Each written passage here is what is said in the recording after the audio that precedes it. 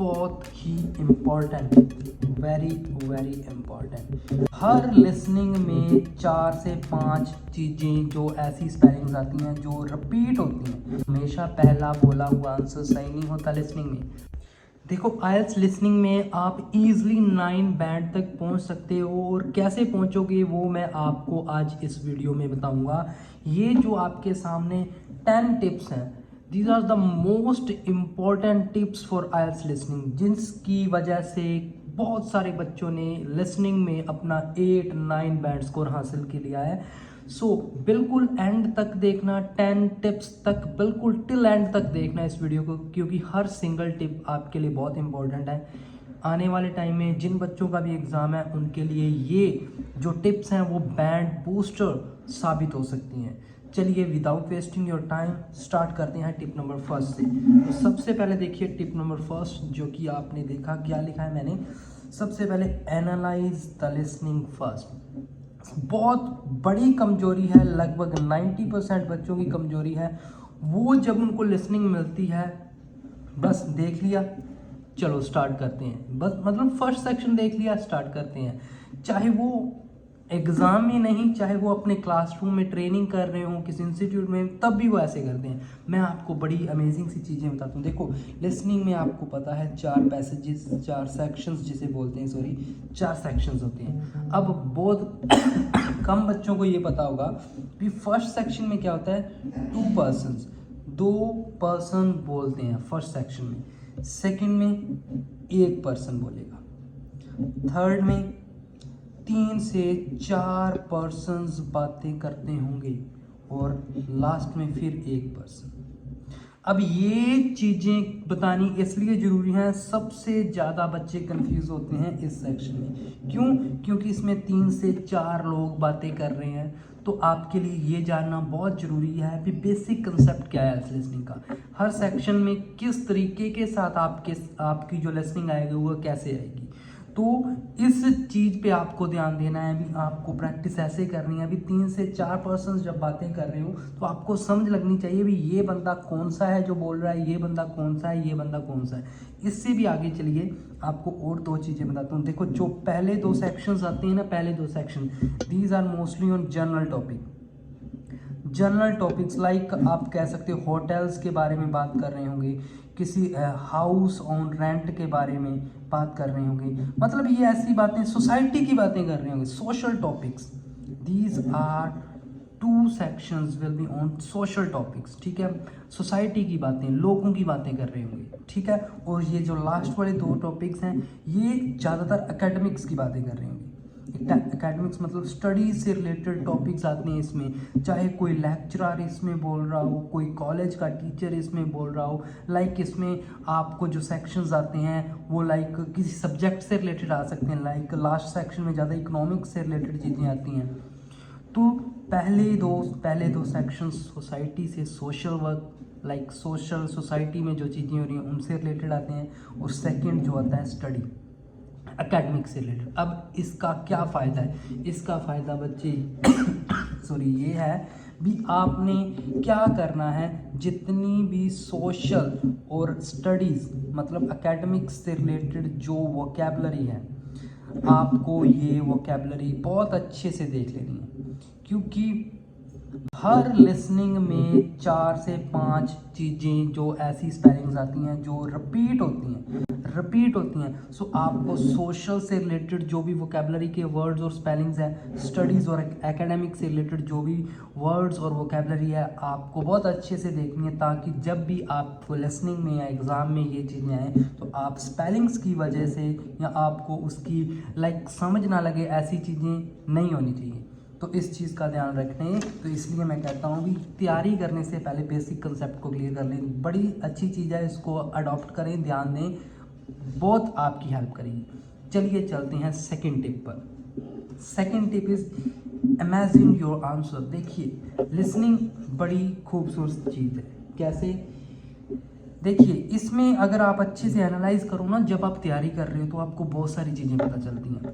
अब ये जो मेन टिप है this is specially for fill-ups, और आपको पता है भी आपको 20 से 25 क्वेश्चंस फिलअप्स पे आएंगे ही आएंगे। कम से कम 20, ज़्यादा से ज़्यादा 25, मतलब मैक्सिमम प्रोपोर्शन आपकी लिसनिंग का फिलिप्स के ऊपर डिपेंड कर रहा है। तो अब आपने करना क्या है बच्चे, आपने इमेजिन करने हैं फिलिप्स के आंसर। जब भी आपको लिसनिंग मिलती है, जब भी आपके पास फिलिप्स आते हैं, you have to imagine your answers before listening. कैसे, मान लीजिए मेरे पास टॉपिक आ गया, a gardener want to replace dash in the garden. मान लीजिए ये फिलअप है। अब मेरी लिसनिंग चल रही, अभी स्टार्ट नहीं हुई। अब जब भी मैंने ये देखा भी हाँ भी कोई गार्डनर है और उसको गार्डन में कुछ रिप्लेस करना है, मतलब यहाँ पे आंसर मैं इमेजिन करूँगा, ऐसा आंसर आएगा जो कि गार्डन से रिलेटेड होगा। गार्डन में फिर मैं इमेजिन करूँगा क्या चीज़ें हो सकती है। गार्डन में कोई फाउंटेन हो सकता है, गार्डन में कोई लाइक ट्री या प्लांट्स हो सकते हैं, ठीक है। गार्डन में गार्डन की फैंसीज हो सकती हैं, कोई टेबल, कोई चेयर, कुछ भी ऐसी चीज़ें जो गार्डन में पड़ी होती हैं। मतलब मेरा माइंड ऐसी चीज़ें रिवॉल्व करेगा जो गार्डन में होती है और मेरे को मेरा माइंड सीधा गार्डन में ले जाएगा और मैं इमेजिन करना स्टार्ट कर दूँगा। और ये चीज़ भाई साहब आप 101% मेरे से लिखवा लें। जब आपने ऐसी इमेजिन कर लिया और जब वो लिसनिंग चलेगी और जब आपका माइंड गार्डन में होगा तो आपका जो भी गार्डन से रिलेटेड यहाँ पे वर्ड आएगा, आप एक चुटकी में उसको देख लोगे, आप सुन सकोगे। ऐसा नहीं आएगा वो स्किप हो जाएगा और आप जल्दी से उसको यहाँ पे लिख दोगे। मान लीजिए यहाँ पे कोई आ गया फाउंटेन, तो आप जल्दी से उसको यहाँ पे लिख दोगे और वो होगा 100% एक्यूरेसी के साथ आंसर। तो इमेजिन करने का ये फ़ायदा है। एक और एग्जांपल देखिए अच्छे से समझाता हूँ। मान लीजिए क्वेश्चन है, Taj Mahal was built by that's. अब यहाँ पे ताजमहल किन के द्वारा बनाया गया। अब बहुत सारे बच्चे कई ऐसे बेतुके आंसर्स लिख के आ जाते हैं, ठीक है। मान लीजिए गार्डन वाला है, कई बच्चे इसमें भी पेन लिख देते हैं, कभी कुछ लिख देते हैं, भी ऐसे बेतुके आंसर्स। मेरे पास बहुत से बच्चे हैं जिसको पता ही नहीं है, जिसको पता है भी ये इससे रिलेटेड नहीं है, फिर भी लिख दिया सर मुझे सुनाई दिया। ऐसा नहीं होता। अब ये देखिए ताजमहल किसके द्वारा बनाया। अब जो बच्चे तो इमेजिन कर लेंगे उसके माइंड में ये आएगा, यहाँ तो किसी एक बंदे का नाम आ जाएगा, यहाँ पे मान लीजिए शाहजहां द्वारा बनाया गया, या फिर ग्रुप ऑफ पर्सन का, मतलब मुगल्स के द्वारा, इंडियंस के द्वारा। मतलब वो बच्चा सीधा इमेजिन कर लेगा पर्सन या फिर ग्रुप ऑफ पर्सन यहाँ पे आएगा और उसका आंसर सही हो जाएगा। तो ऐसे इमेजिन करोगे तो बड़े अच्छे रहोगे, चीज़ें अपने आप क्लियर आनी स्टार्ट हो जाएंगी, ठीक है। Now next tip number 3, okay. ये भी बड़ी अमेजिंग टिप है, बच्चे इस पे ध्यान नहीं देते। Tip number 3 is don't read too deeply. आपको बहुत ज़्यादा डीपली नहीं रीड करना, स्पेशली इन एमसीक्यूज। आपको एमसीक्यूज को बहुत बच्चे क्या करते हैं, जब उनके पास एमसीक्यूज का स्पेशली 3rd सेक्शन आता है सारे रीड करने लग जाएंगे। ऑप्शन भी रीड कर लिया, ये भी कर लिया, ये भी कर लिया, सी बी डी भी। ऐसे नहीं करना। आपको क्या करना है, जो आपका क्वेश्चन है उसमें कीवर्ड्स मार्क करने हैं, कीवर्ड्स, और आपके जो ऑप्शंस हैं उनमें भी कीवर्ड्स मार्क करने हैं। You have to mark the keyword. उसको डिटेल में जाओगे, कंफ्यूज हो जाओगे, टाइम वेस्ट होगा। सबसे इंपॉर्टेंट चीज़ है, अगर डीपली रीड करोगे, मान लीजिए 5 एमसीक्यूज हैं, 2 ही रीड होंगे जितना टाइम में होंगे, ठीक है। You have to just go through the keywords, ठीक है। ये है आपको मार्क करने हैं, ये है। पहली बात तो सिर्फ क्वेश्चंस के कीवर्ड मार्क करो, ठीक है। उसके बाद ऑप्शंस को एक बार ज़्यादा मत देखो, ठीक है। कई बार क्या होता है, आपके माइंड आप सुन लें एक बार अच्छे से, ठीक है। उसके बाद यहाँ पे आ जाएंगे, ये भी नहीं है, ये भी नहीं है, अपने आप आंसर्स आपको मिल जाते हैं। इग्नोर करना शुरू कर दो, यार इसकी तो बात ही नहीं, यार इसकी तो बात नहीं, ये रह गया ऐसे। तो आपको ज़्यादा डीपली रीड नहीं करना। बड़े बच्चे इस पे टाइम वेस्ट करते हैं, जिनके द्वारा जो उनके सही होने वाले होते हैं वो भी ख़त्म हो जाते हैं, और जब टाइम वेस्ट हो जाता है, स्किप हो जाते हैं क्वेश्चन, वो गलत चीज़ हो जाती है, ठीक है। नाउ टिप नंबर 3, बहुत ही important, very very important, avoid distractions. Listening एक ऐसी चीज़ है, देखने में सुनने में कई बार नॉर्मल लगती है, सिंपल लगती है, लेकिन इसमें कई चीज़ें ऐसी हैं जो आपके लिए जानबूझकर ट्रैप्स का काम करती हैं, और एग्जामिनर यही चीज़ देखना चाहता है, क्या आप ट्रैप से बच पाओगे या नहीं। अगर आप ट्रैप से नहीं बच पाओगे, समझो आपके लगभग 40 में से 10 क्वेश्चन चले गए। आपको पहले कुछ बोला जाएगा, उसके बाद कुछ बोला जाएगा, आपको डिस्ट्रैक्ट किया जाएगा, आपकी कंसंट्रेशन को तोड़ा जाता है। तो आपको ऐसे ट्रैप्स का ध्यान रखना है, आपको ऐसे ट्रैप्स का ध्यान रखना है। एग्जांपल देता हूँ, मान लीजिए जूलिया है कोई लेडी, ठीक है, एक जूलिया है एक जॉन है। जॉन और जूलिया आपस में बातें कर रहे हैं, तो जॉन उससे पूछेगा भी तू कब तक रेलवे स्टेशन पर पहुंच जाएगी, एट व्हाट टाइम, ठीक है, at what time will you reach at railway station, ठीक है। ऑप्शन दिए होंगे 4:30, 5, 5:36, ठीक है। पहले जूलिया बोलेगी I will reach at the station at 5 o'clock, ठीक है। अब बहुत सारे बच्चों ने 80% बच्चों ने तभी 5 o'clock लगा देना। फिर वो बोलेगी oh sorry I have some work at that time so I will be there the time half an hour after the time I set before. जो मैंने पहले टाइम कहा उससे आधा घंटा बाद, पहले 5 का उससे आधा घंटा बाद, कैसे 5:30। तो राइट आंसर इज 5:30 नॉट 5। तो ऐसे ट्रैप्स, वो सॉरी ऐसे, बट, हाउएवर, वेयरएज, ऐसे कॉन्ट्रैक्शंस वाले जो आपके कनेक्टर्स होते हैं वो बोलकर अपना आंसर चेंज कर देंगे और आपको उलझा लेंगे। तो ये कॉमन ट्रैप्स को आपको ध्यान में रखना है, आपको थोड़ा सा नॉर्मल होकर आंसर्स को देखना है, ठीक है। उसके बाद आपको फाइनलाइज करना है, ठीक है। ये चीज़ें आप देख लें। नाउ टिप नंबर 5, ये भी बहुत इम्पोर्टेंट, स्किपिंग। बहुत सारे बच्चे इसकी वजह से सही आंसर्स को भी गलत कर देते हैं, सही आंसर्स को भी गलत कर देते हैं। अब मान लीजिए मैं लिसनिंग सुन रहा हूँ और मैं हूँ अपने क्वेश्चन नंबर 13 पर, ठीक है।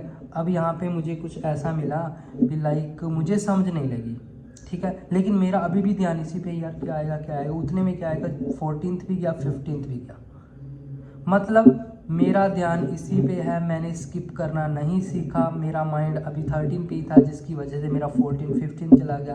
अगर एक ही बार में 3 क्वेश्चन चले जाएंगे तो आपका माइंड इतना डिस्ट्रैक्ट हो जाएगा बच्चे, पूरी लिसनिंग खराब, एग्ज़ाम खराब, टाइम, मनी सब खराब।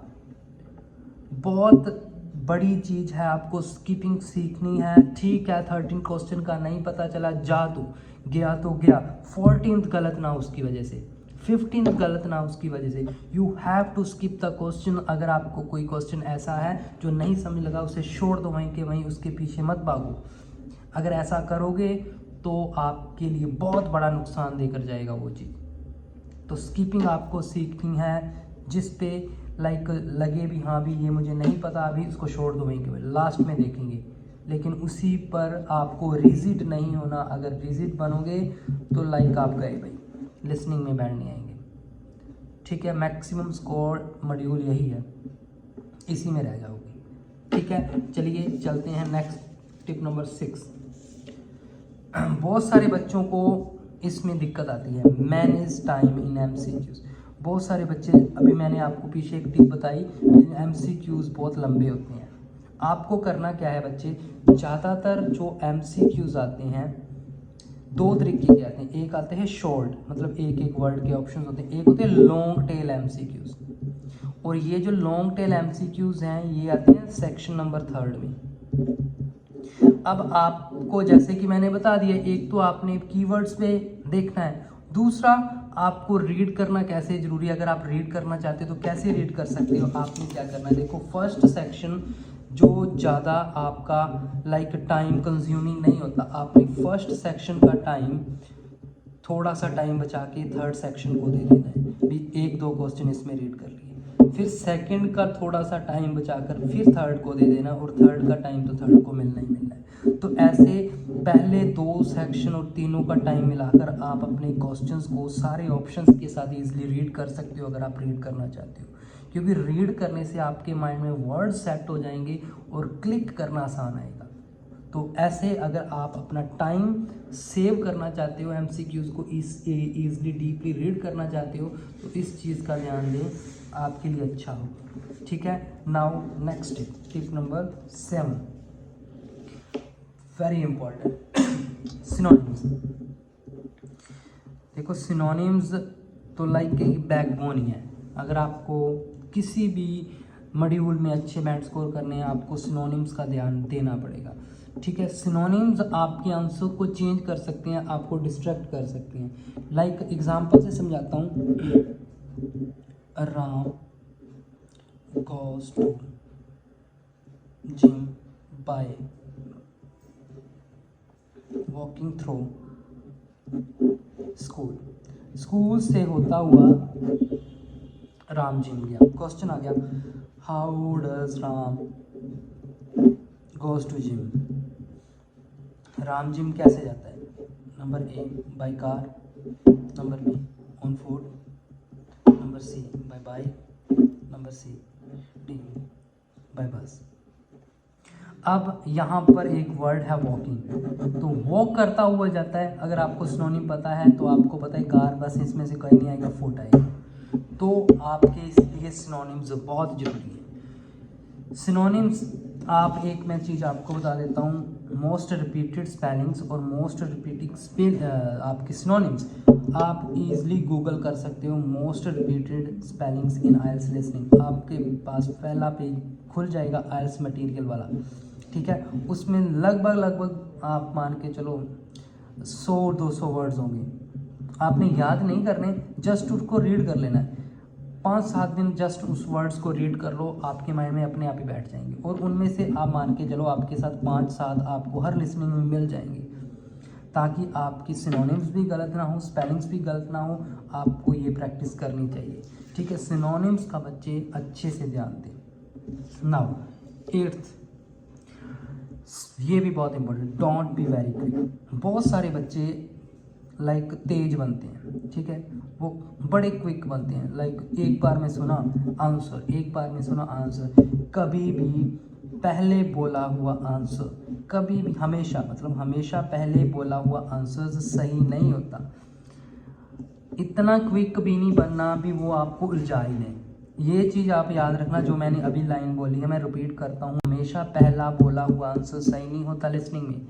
वो आपके लिए एक ट्रैप भी हो सकता है, आपके लिए वो ट्रैप भी हो सकता है। हमेशा लिसनिंग को सुनना है, ठीक है, कंप्लीट लाइन होने तक, जब तक उस टॉपिक के बारे में बात हो रही है उसको सुनना है, उसके बाद उस आंसर्स को आपने डालना है। ऐसा कर सकते हो स्टार्टिंग में जो आपको सुना उसका लाइक उसको निशान लगा लिया है, या उसका थोड़ा सा लिख लिया, शॉर्ट फॉर्म में लिख लिया साइड पे, और उसके बाद सारा सुनने के बाद अपना आंसर फाइनल करना है। लगभग 8 से 10 आंसर्स बच्चे ऐसे ही गलत कर देते हैं क्विक बनने के चक्कर में।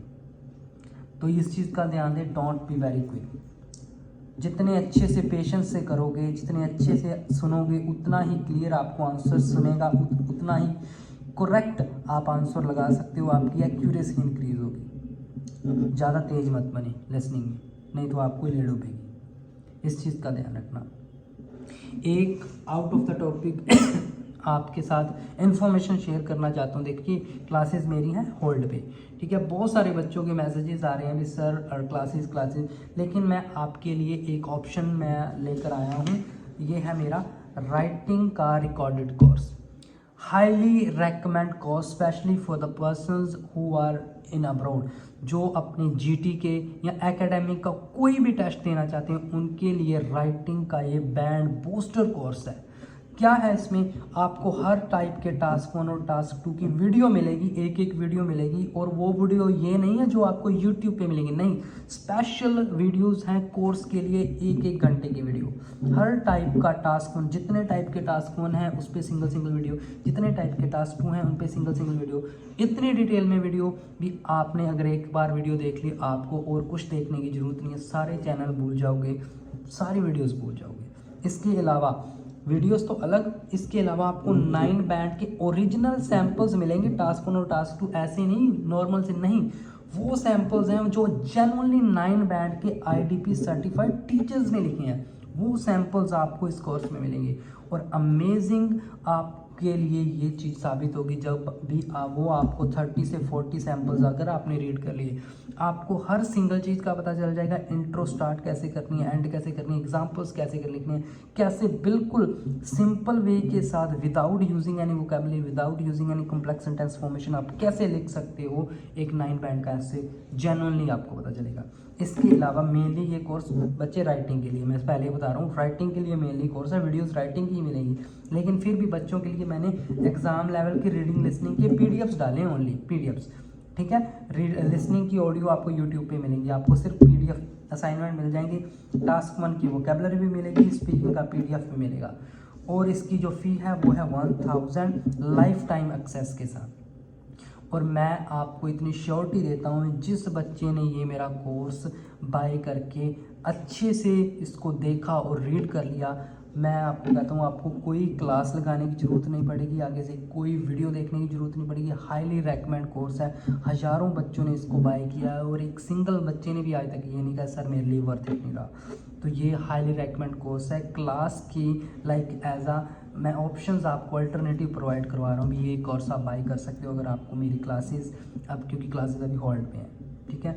तो ये चीज़ आपके लिए, और ऊपर नंबर दिया हुआ है भी, अगर आपने इसको बाय करना है, नहीं तो ये मैं आपको नंबर यहाँ पे लिख रहा हूँ, ओनली व्हाट्सएप मैसेज करें राइटिंग आइल्स राइटिंग कोर्स लिख के मेरे व्हाट्सएप मैसेज कर दें, आपको लिंक प्रोवाइड करवा देंगे after payment, that's it. Now next 8 tips हो चुकी हैं, टिप नंबर 9, ठीक है।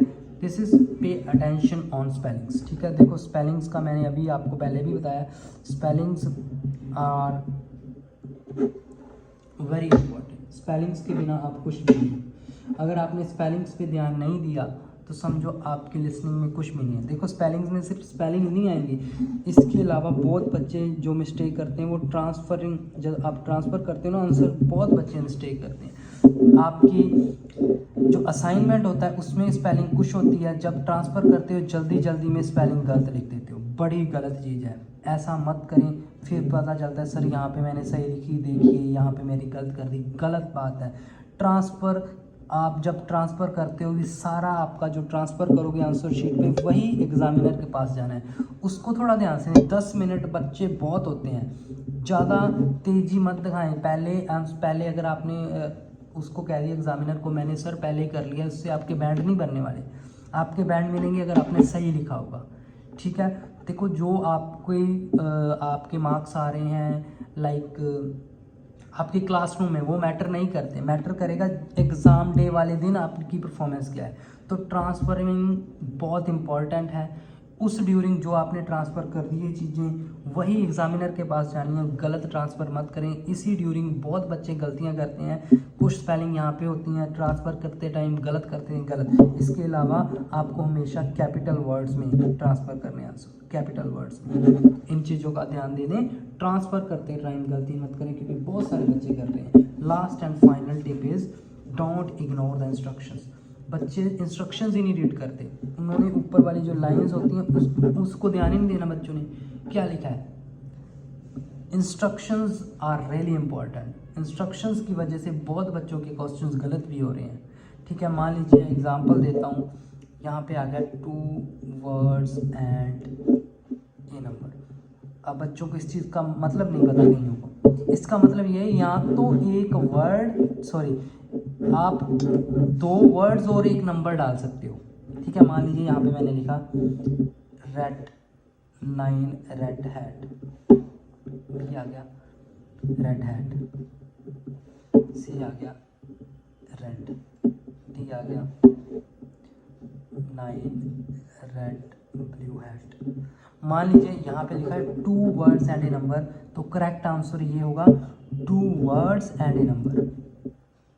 इंस्ट्रक्शंस बहुत ज़रूरी हैं। एंड की जगह पर अगर आ गया और, तो यहाँ पे 2 वर्ड्स, या तो 2 वर्ड आएंगे या फिर एक नंबर आएगा, सिर्फ 9, ठीक है। फिर आप ये भी नहीं लिख सकते, ये भी नहीं लिख सकते, ये भी नहीं लिख सकते, फिर या तो 2 वर्ड आएंगे या फिर एक नंबर आएगा।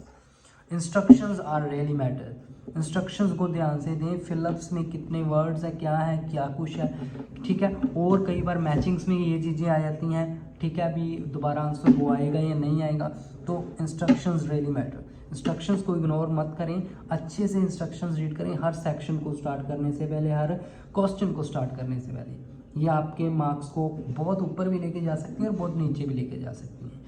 तो ये थी टॉप 10 जो आपकी आइल्स लिसनिंग की टिप्स। आई थिंक आपको बड़े अच्छे से समझ लगी होगी। ठीक है, अगर आपको अच्छी लगी प्लीज़ चैनल को सब्सक्राइब कर लें। और आपको मैंने बता ही दिया अभी क्लास के अल्टरनेटिव में आप ये मेरा कोर्स बाय कर सकते हो। बाकी थैंक यू सो मच, मिलते हैं नेक्स्ट वीडियो में। Thank you.